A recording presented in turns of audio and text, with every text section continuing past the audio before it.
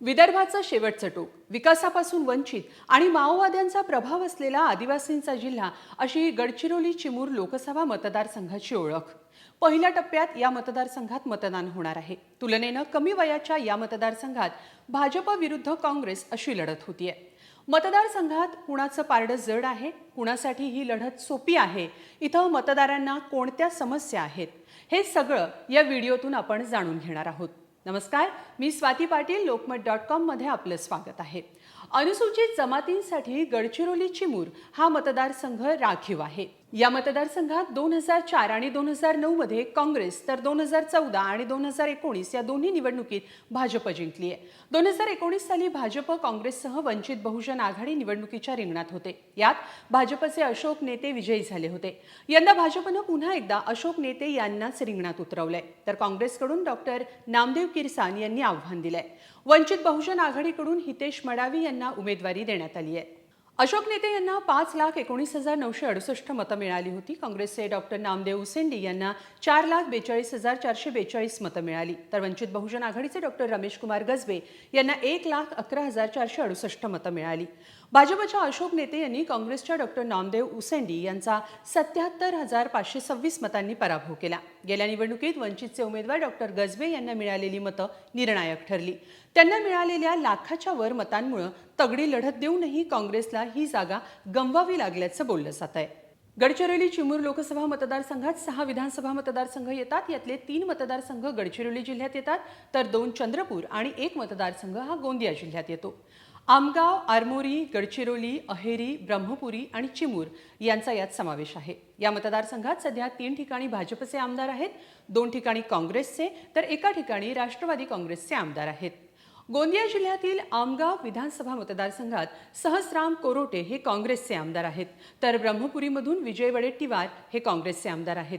आरमोरीमधून कृष्णा गजभे, गडचिरोलीतून देवराव होळी आणि चिमूरमधून बंटी भांगडिया हे भाजपचे आमदार आहेत. 2009 मध्ये गडचिरोली चिमूर मतदारसंघात पहिल्यांदा निवडणूक झाली. यावेळी काँग्रेसच्या मारोतराव कोवासे यांनी भाजपच्या अशोक नेते यांचा पराभव केला होता. 2014च्या मोदी लाटेत भाजपनं अशोक नेते यांनाच तिकीट दिलं आणि ते निवडूनही आले. 2019च्या निवडणुकीतही भाजप विरुद्ध काँग्रेसमध्ये सामना झाला, ज्यात काँग्रेसच्या नामदेव उसेंडी यांचा पराभव करत भाजपच्या अशोक नेते यांनी बाजी मारली होती. छत्तीसगड आणि तेलंगणा सीमेवर असलेला गडचिरोली भाग घनदाट जंगलानं वेढलेला आहे. आदिवासी बहुल हा भाग विकासापासूनही वंचित आहे. यंदाच्या निवडणुकीत बेरोजगारीचा प्रश्न कायम आहे. आरोग्य सेवेच्या समस्या सुटलेल्या नाहीयेत. दळणवळणाच्या सुविधांचा देखील इथं अभाव दिसून येतोय. मेडीगड्डा प्रकल्पामुळे नुकसान झालेल्या शेतकऱ्यांना भरपाईचा विषयही यंदाच्या निवडणुकीत महत्त्वाचा ठरू शकतो. माओवाद्यांची असलेली दहशत आणि लोह खनिज खाणीला असलेला आदिवासींचा विरोध यंदाही मुख्य मुद्दा असेल. तसंच मोहफुलापासून दारू निर्मिती करणाऱ्या कारखान्याला सरकारने दिलेली परवानगी हा मुद्दा देखील प्रचारात चर्चेत येण्याची शक्यता आहे.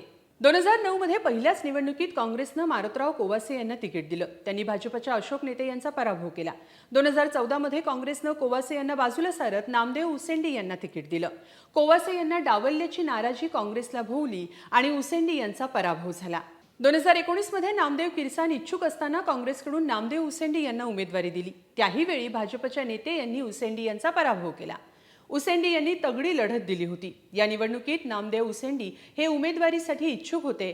मात्र नामदेव उसेंडी हे आदिवासी काँग्रेसचे प्रदेश अध्यक्ष होते, पण काँग्रेसनं नामदेव किरसान यांना तिकीट दिलं. त्यामुळे नाराज उसेंडी यांनी भाजपमध्ये प्रवेश केला. याच ठिकाणाहून डॉक्टर नितीन कोडवते हेही काँग्रेसकडून इच्छुक होते.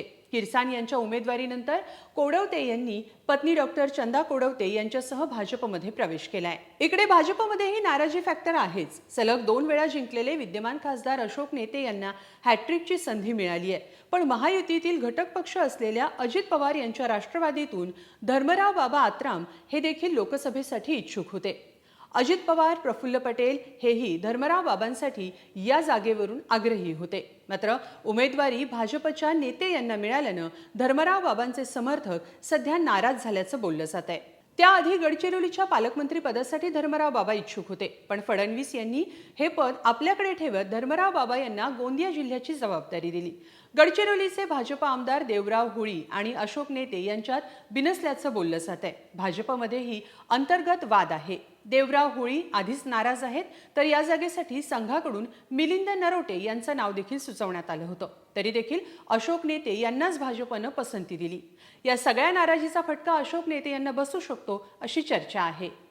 काँग्रेस उमेदवार नामदेव किरसान हे आमगावच्या अतिदुर्गम भागातील रहिवासी आहेत. प्राध्यापक म्हणून काम केलेल्या नामदेव किरसान यांना पक्षाकडून डावललं गेलं, तरी देखील त्यांनी काँग्रेससाठी आपलं काम सुरू ठेवलं. त्यामुळे यंदा त्यांना ही संधी मिळाली आहे. तर छोटीशी खानावळ चालवणारे ते राजकीय नेते असा प्रवास करणारे भाजपचे अशोक नेते देखील पुन्हा एकदा निवडणुकीच्या रिंगणात आहेत. महायुतीतील भाजपसह घटक पक्ष नेत्यांवर नाराज आहेत. अजित पवारांच्या राष्ट्रवादीकडून नेते यांना किती मदत होते? मतदारसंघात विकास कामांचा वेग नसल्यानं मतदार नाराज असल्याचं बोललं जात आहे. या सगळ्याचा फटका नेते यांना बसू शकतो. गडचिरोली चिमूरमध्ये भाजपचं कमळ पुन्हा फुलणार की मतदार काँग्रेसच्या हातात हात देणार हे निकालानंतर स्पष्ट होईल. तुम्हाला याबाबत काय वाटतं ते कमेंट बॉक्समध्ये नक्की कळवा. धन्यवाद.